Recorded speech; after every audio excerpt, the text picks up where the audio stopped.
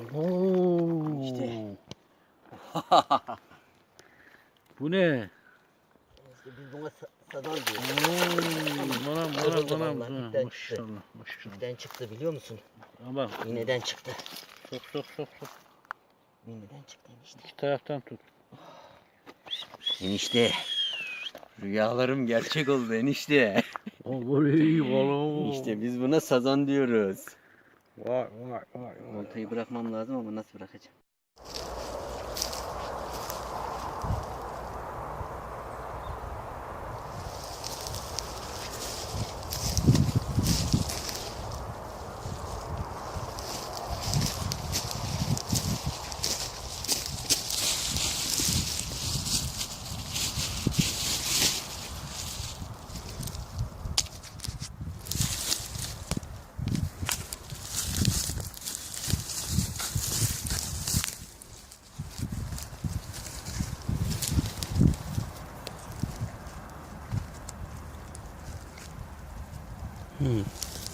Fena değil görünüyor ama bu da kurtlanmış. Maalesef kurtlanmış. Bunun bir eşi daha olması lazım buralarda. Genellikle mantarlar çift olur ama bunun önümüzde yok. Belki de bu küçük olanıydı. Diğerini kopardılar.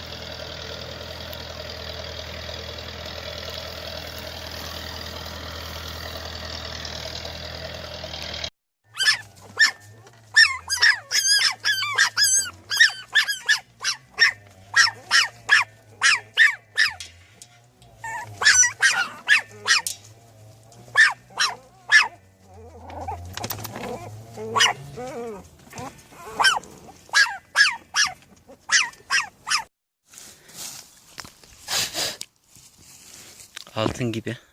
Güzelliğe bak.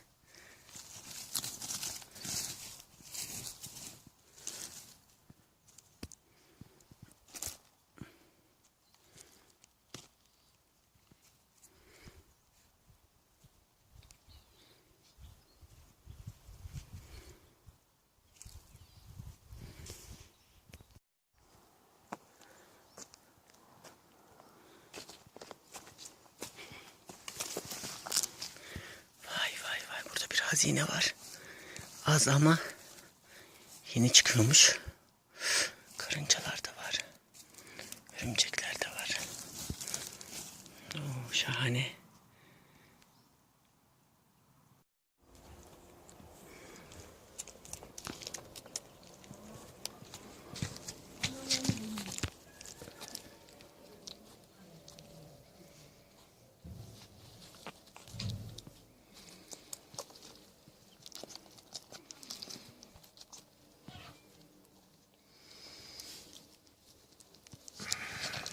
Tamam mı? Bir tanesini şöyle bir tutalım. Oo maşallah. Kuzuma bak, kuzuma el kadar.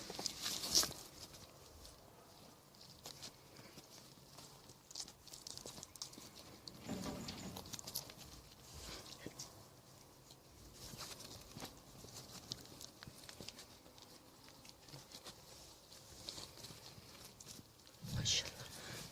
Bak nasıl sarılıyor bak. Nasıl sarılıyor, nasıl?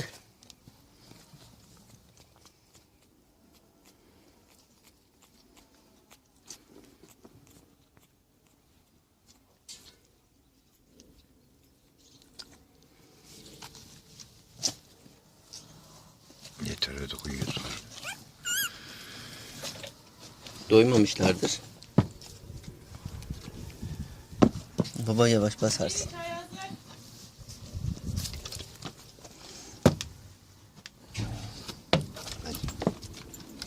Dur bakayım giriyor mu üstlerine?